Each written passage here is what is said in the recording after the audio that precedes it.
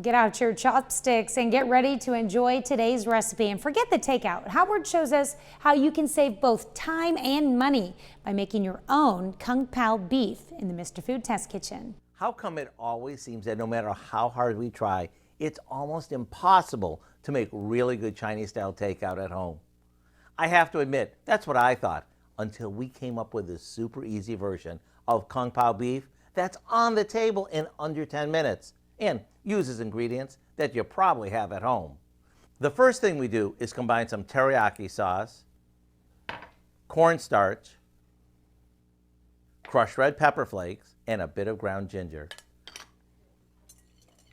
Now we cut a flank steak across the grain into thin slices.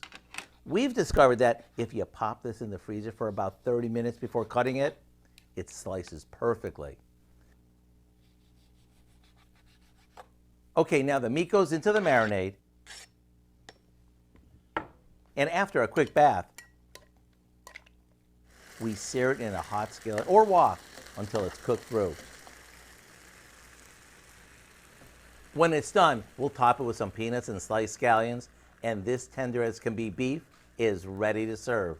Make sure you throw on a pot of white rice while the beef is cooking for a tasty dinner your family's gonna love. To get this easy peasy recipe for Kung Pao beef, simply visit our website.